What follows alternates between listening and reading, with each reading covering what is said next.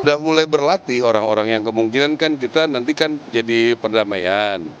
Jadi berarti si jenih, kesehatan, yang seperti itu kami siapkan. Ya bisa satu brigade 5.000, 8.000 mungkin, tapi masih bernego semua.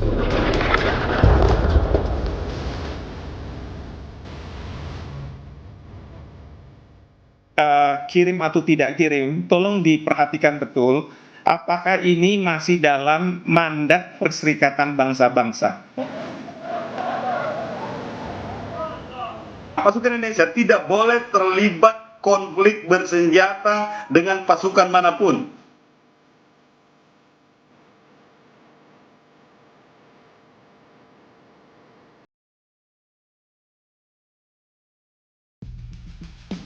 Setelah bergabung dengan Board of Peace atau Dewan Perdamaian Inisiasi Donald Trump, Indonesia bakal mengirim pasukan penjaga perdamaian ke Gaza. Tentara Nasional Indonesia menyebut jumlah pasukan dan waktu keberangkatan memang belum diputuskan. Namun yang jelas, TNI siap karena memiliki pengalaman mengirimkan pasukan ke daerah konflik. Saya kira kita sudah punya pengalaman ya. Ada Unifil yang pernah ke sana, satuan-satuan yang pernah dikirim ke sana lah nanti akan kita rekrut. Jadi bukan satuan-satuan yang belum pernah tugas ke sana. Kita kalau tidak salah sudah mengirimkan dari tahun 2008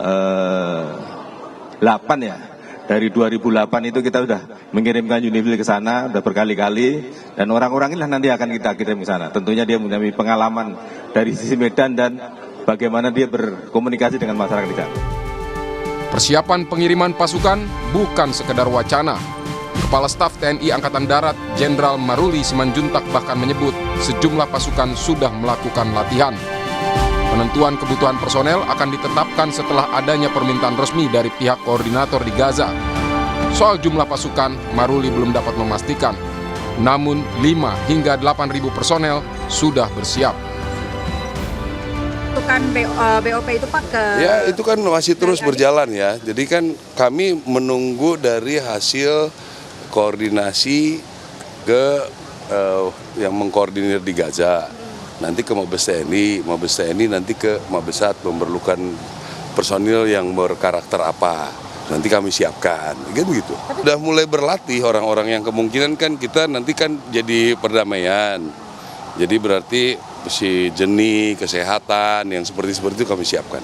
Ya bisa satu brigade 5.000, 8.000 mungkin, tapi masih bernego semua. Menteri Sekretaris Negara mengonfirmasi soal estimasi jumlah pasukan yang akan dikirim ke Gaza mencapai 8.000 personel. Dia menegaskan seluruh tahapan pengiriman akan mengikuti kesepakatan negara-negara anggota Board of Peace. Keikutsertaan Indonesia dalam BOP diharapkan dapat membuka jalur logistik bantuan makanan secara lebih luas, sekaligus menjadi bentuk nyata dukungan terhadap kemerdekaan bangsa Palestina. Ke Gaza itu benar, jumlahnya 8.000. Itu kan bagian dari pasukan perdamaian. Secara total kalau Indonesia itu berapa?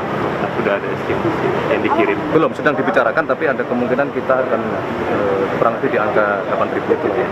Kalau lokasi totalnya kurang lebih sekitar 20.000. Kalau secara militas negara maksudnya, tapi kalau kita total ya, bukan Indonesia. Kalau lokasi penempatannya udah ada kemana? Ada pokoknya di Rafah. Belum.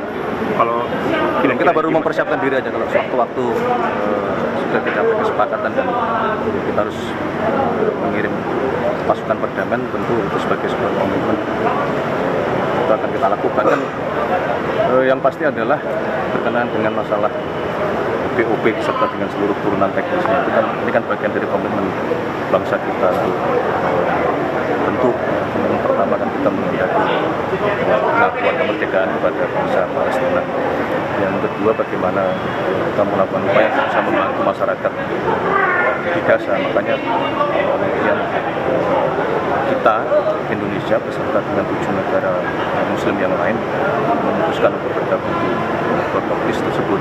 Setidaknya itu kita berharap akan mengurangi eskalasi.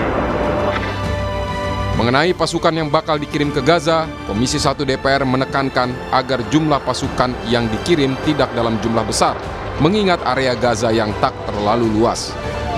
Selain itu, Komisi 1 DPR juga menyoroti soal pembiayaan pengiriman pasukan agar lembaga yang mengeluarkan mandat bersedia membiayai.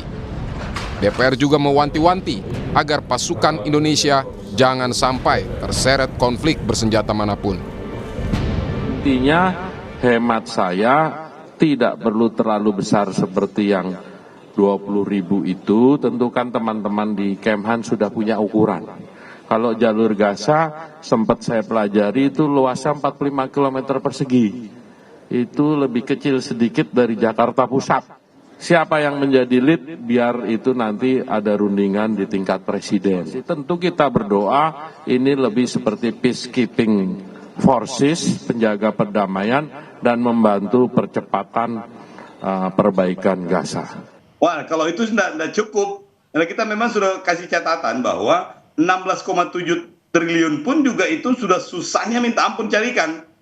Dan kalau itu ditambah lagi dengan pengerahan pasukan, maka pasti akan lebih susah lagi. Oleh karena itu kita minta siapapun yang mengeluarkan mandat itu berarti dia bertanggung jawab untuk di situ.